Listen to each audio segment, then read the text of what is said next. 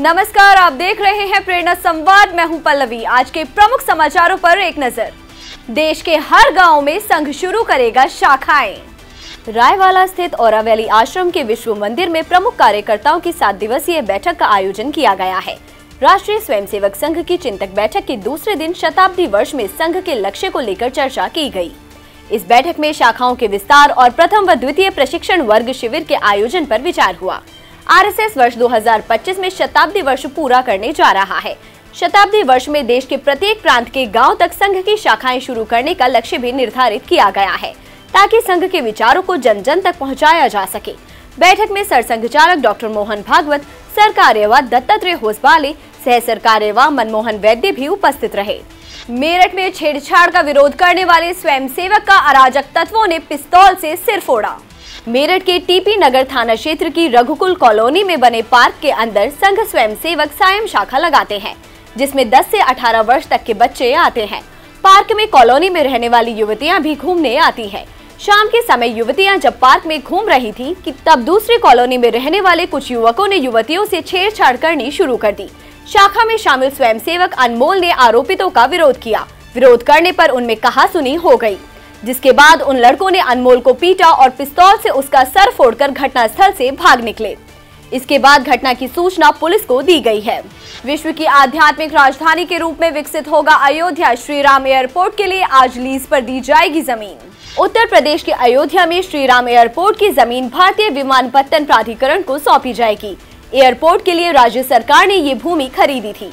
प्रदेश सरकार के नागरिक उड्डयन विभाग और भारतीय विमानपत्तन प्राधिकरण के बीच लीज एग्रीमेंट साइन हो रहा है, यानी भारतीय विमानपत्तन प्राधिकरण को यह भूमि लीज पर दे दी जाएगी। इसकी सभी तैयारियां पूरी कर ली गई हैं।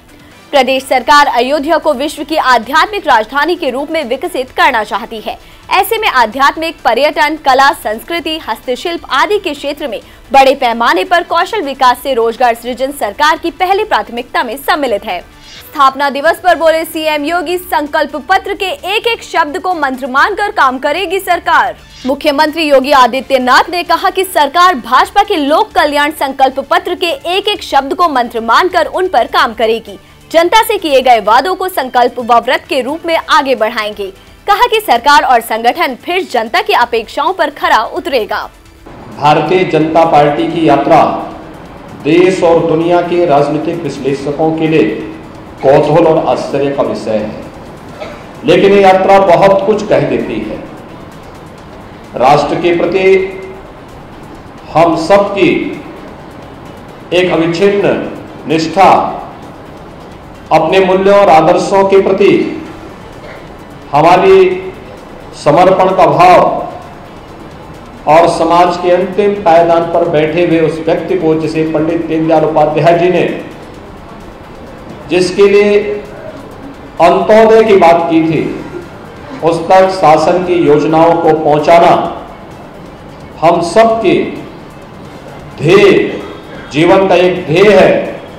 और उस ध्येय को प्राप्त करने के लिए जब हम सब एकजुट होकर के कार्य करते हैं, तो वह प्रत्येक नागरिक को स्वतःस्फूर्त भाव के साथ इस दल के साथ जोड़ने में सफल होता है।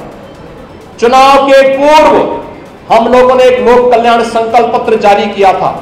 उस लोक कल्याण संकल्प पत्र को एक मंत्र मान करके, इसके एक एक शब्द को मंत्र मान करके उन पर खरा उतरना, उनको अंगीकार करना, जनता जनार्दन से किए गए उन सभी वायदों को एक संकल्प के रूप में आगे बढ़ाने के व्रत के साथ हमें आगे बढ़ना होगा। शामली में लड़की को बहला फुसलाकर ले जाने वाला अफजाल गिरफ्तार। शामली में बहला फुसलाकर लड़कियों को ले जाने के मामले दिन प्रतिदिन बढ़ते जा रहे हैं। लड़की को ले जाने वाले एक आरोपी अफजाल को पुलिस ने गिरफ्तार कर जेल भेज दिया, तो वहीं लड़की का मेडिकल परीक्षण कराकर आगे की वैधानिक कानूनी कार्रवाई शुरू कर दी है। पकड़ा गया आरोपी थाना क्षेत्र के खंद्रावली गाँव का रहने वाला है और गाँव देहात में कपड़े की फेरी का काम करता था। इसी दौरान लड़की से संपर्क में आया था।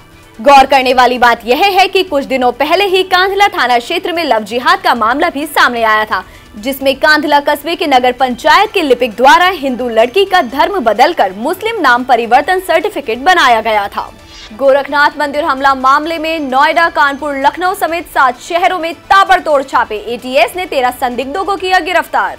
गोरखनाथ मंदिर की सुरक्षा में तैनात पीएसी जवानों पर हमले के आरोपी अहमद मुर्तजा अब्बासी से एटीएस मुख्यालय में लंबी पूछताछ की गई।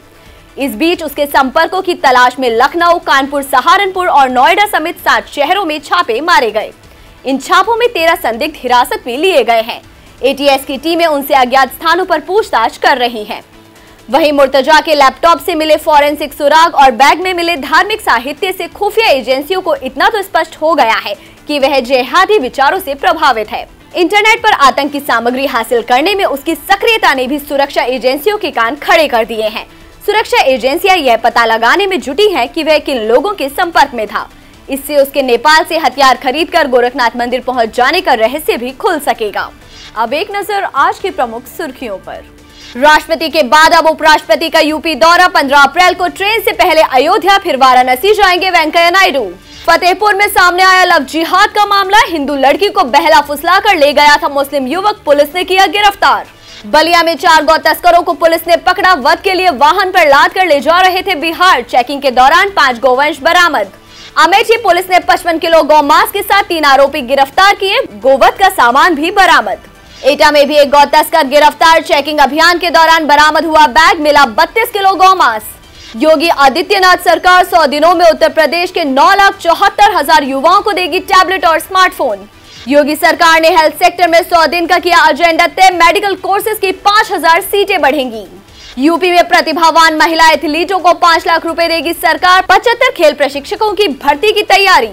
गरीब बेटी की शादी के लिए अब 1 लाख रुपए देगी योगी सरकार। अल्पसंख्यक और पिछड़े वर्ग के लिए भी नए प्रावधान। सिद्धार्थनगर में एसएसबी ने एक तस्कर को किया गिरफ्तार। भारतीय मुद्रा की कर रहे थे तस्करी। भारत नेपाल सीमा पर पकड़े गए आरोपी। आज के समाचारों में इतना ही। फिर लेकर आएंगे कुछ नए समाचार। तब तक के लिए नमस्कार।